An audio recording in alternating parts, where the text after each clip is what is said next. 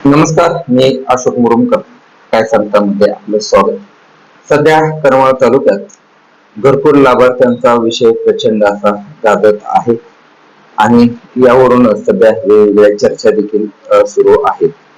या वाळूबाबत एक नागरिकांच्या मनामध्ये एक प्रचंड अशी भीती तयार झालेली आहे.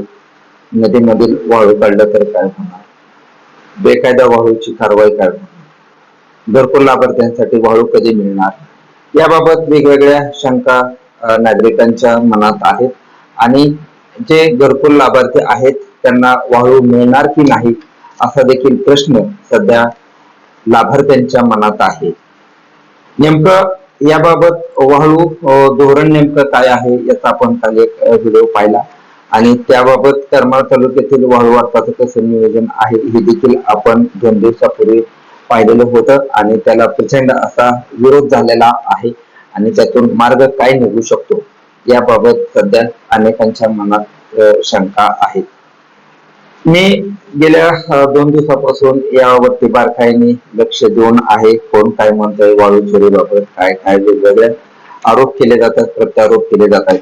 पण वाळू धोरण जी आहे ते नेमकं वाळू धोरण काय आहे हे देखील मी पाहतो आहे. नेमका हे वाळू धोरण ठरवण्याचा सरकारचा उद्देश काय आहे हे देखील मी पाहतो आहे. मुळात हे जे वाळू धोरण आहे, मुख्यमंत्री देवेंद्र फडणवीस यांनी हे वाळू धोरण अतिशय सुटसुटीतपणे तयार केलेलं आहे.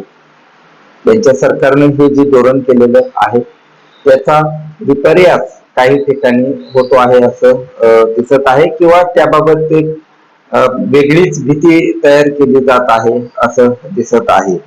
कारण हे जे मी वाळू धोरण पाहिलं त्यामध्ये असं स्पष्ट म्हटलेलं आहे की हे जे वाळू धोरण आहे यातून महसूल मिळवणं हा उद्देश नाही, तर घरकुल लाभार्थ्यांना वाळूचा पुरवठा होण्यामध्ये येणाऱ्या अडचणीचा विचार करून ग्रामपंचायत हद्दीमधील वाळू स्थळातून वाळू उत्खननाकरता केंद्र सरकारच्या पर्यावरण व वन व वातावरणीय बदल मंत्रालय, भारत सरकार यांच्याकडे 28 मार्च 2020 च्या अधिसूचनेतील अनुक्रमांक 4 च्या तरतुदीनुसार हे वाळू धोरण निश्चित करण्यात आलेलं आहे. ते वाळू गट तसेच पर्यावरण अनुमती प्राप्त वाळू गटांपैकी जे वाळू गट लिलावामध्ये गेलेले नाहीत अशा वाळू गटांमधील वाळू घरकुल लाभार्थी व इतर स्थानिक वापरासाठी उपलब्ध देण्याकरता सुस्पष्टता आदेश निर्गमित करण्यात आला. 30 एप्रिल 2025 रोजी हा सरकार निर्णय आहे आणि त्यामध्ये घरकुल लाभार्थ्यांना 5 ब्रास मोफत वाळू देण्याचा आदेश सरकारने दिलेला होता. यामध्ये सुरुवातीला उत्खनन व वाहतूक प्रकरणी तसेच इतर कोणत्याही कारणामुळे जप्त केलेली जी वाळू होती ती जप्त केलेली वाळू घरकुल लाभार्थ्यांना मोफत देण्याचा निर्णय घेण्यात आलेला होता. तशी वाळू देखील अनेक ठिकाणी देण्यात आली. करमाळा तालुक्यात देखील सुरुवातीच्या टप्प्यात ही मोफत वाळू देण्यात आलेली आहे. त्याचा देखील घरकुल लाभार्थ्यांना काय फायदा झालेला आहे.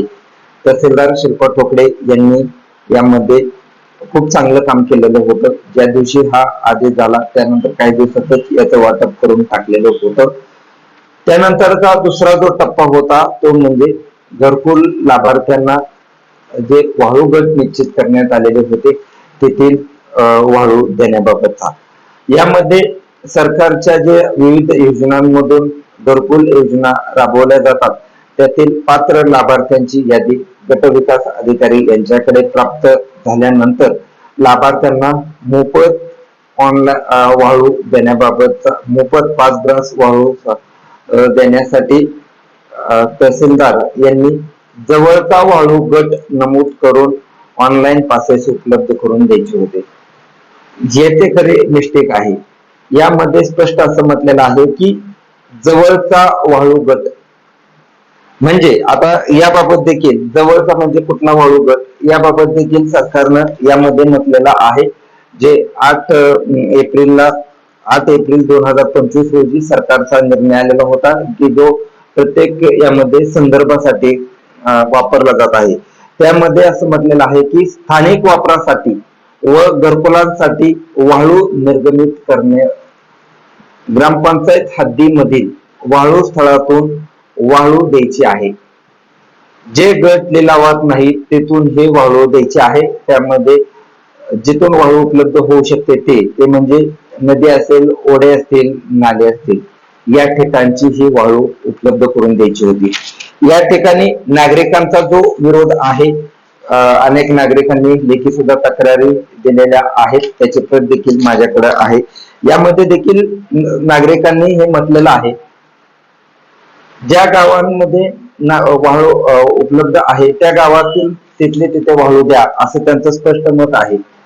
म्हणजे बिटरगाव श्री येथून जर वाळू द्यायची असेल तर पलीकडल्या बाजूला बाळेवाडी आहे, अलीकडं बिटरगाव आहे, या गावांना वाळू देण्यास आमचा विरोध नाही. पलीकडे तरडगाव आहे, या गावांना देखील वाळू देण्यासाठी आमचा विरोध नाही. मात्र तुम्ही तालुक्यातील इतर ठिकाणची गावं, ज्या गावांमध्ये वाळू उपलब्ध होऊ शकते, अशी गावं देखील तुम्ही जर आमच्या इथे आणत असाल तर त्याला आमचा विरोध आहे, अशी त्यांची भूमिका आहे. ही भूमिका वाळू धोरणाच्या धरून ही भूमिका योग्य आहे असं प्रथमदर्शनी दिसत आहे. यामध्ये गेल्या वर्षी जो महापूर आला त्यामुळे अनेक शेतकऱ्यांचं प्रचंड असं मोठं नुकसान झालेलं आहे. अनेक ठिकाणी वाळू वाहून गेलेले आहे, त्यामुळे खडक उघडे पडलेले आहेत. काही ठिकाणी अजून नदीत वाहनं सुद्धा जात नाहीत, अशा ठिकाणचे हे गट दिलेले आहेत. त्यामुळे प्रचंड असं नुकसान होणार आहे आणि याला नागरिकांचा विरोध आहे. स्थानिक जे नागरिक आहेत, स्थानिक लाभार्थी आहेत, त्यांना वाळू उचलण्यासाठी नागरिकांचा विरोध नाही. याची दखल सरकारने देखील घेणं आवश्यक आहे आणि स्थानिक प्रशासनाने देखील हा मुद्दा विचारात घेणं आवश्यक आहे. ज्या ठिकाणी स्थानिक वाळू उपलब्ध होऊ शकते त्या ठिकाणी त्या ओढ्यांचा असतील, नाल्यांचा असतील, नदीचा असतील, करमाळा तालुक्यात छोटे छोटे ओढे आहेत त्या ठिकाणी देखील वाळू उपलब्ध होऊ शकते. त्याशिवाय ज्या इतर नद्या आहेत त्या नद्यांमध्ये देखील वाळू उपलब्ध होऊ शकते, याचा देखील विचार होणं आवश्यक आहे. आणि तशा गटांचा म्हणजे तशा ठिकाणांचा विचार प्रशासनाने करून या ठिकाणची वाळू उपलब्ध करून द्यावी. यामध्ये विनाकारण वाळू साठी जे घरकुल लाभार्थी आहेत त्यांचं विनाकारण यामध्ये हाल होत आहेत आणि ते वाळूच्या प्रतीक्षेत आहेत, त्यांच्यासाठी वाळू उपलब्ध करून देणं आवश्यक आहे. हे झालं घरकुल लाभार्थ्यांसाठी. इतर जे बांधकाम करणारे नागरिक आहेत त्यांच्या वाळूसाठी काय, हा देखील प्रश्न आहे. हो, त्यांना देखील वाळू उपलब्ध होऊ शकते. घरकुल लाभार्थी व स्थानिक नागरिकांना हे वाळू उपलब्ध होऊ शकते. त्यासाठी तहसील कार्यालयाकडे किंवा महाखनिजकडे ते ऑनलाईन अर्ज सादर करू शकतात. त्यांच्याकडून मात्र जे काय 1 जानेवारी म्हणजे नवीन जे दर आहेत ते दर आकारून ड्रास प्रमाणे त्यांना 5 ड्रास पर्यंत वाळू उपलब्ध होऊ शकते. याची देखील जनजागृती होणं आवश्यक आहे. विनाकारण ह्या वाळूची भीती नागरिकांच्या मनात तयार झालेली आहे आणि त्या आडून जी नागरिकांची मोठी लूट होत आहे हे लूट देखील थांबवणं आवश्यक आहे. या वाळू धोरणाची जास्तीत जास्त जनजागृती करण्यासाठी प्रशासनाने देखील पुढाकार घेणं आवश्यक आहे. या वाळूच्या आडून विनाकारण नागरिकांना देखील नाहक त्रास होतो आहे आणि गावांची विनाकारण बदनामी होत आहे, ते बदनामी देखील थांबणं आवश्यक आहे.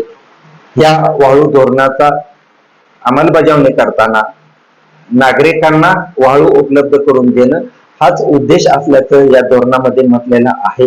विनाकारण त्यांच्यावरती दंड आकारणं, विनाकारण त्यांना त्रास देणं हा उद्देश नाही.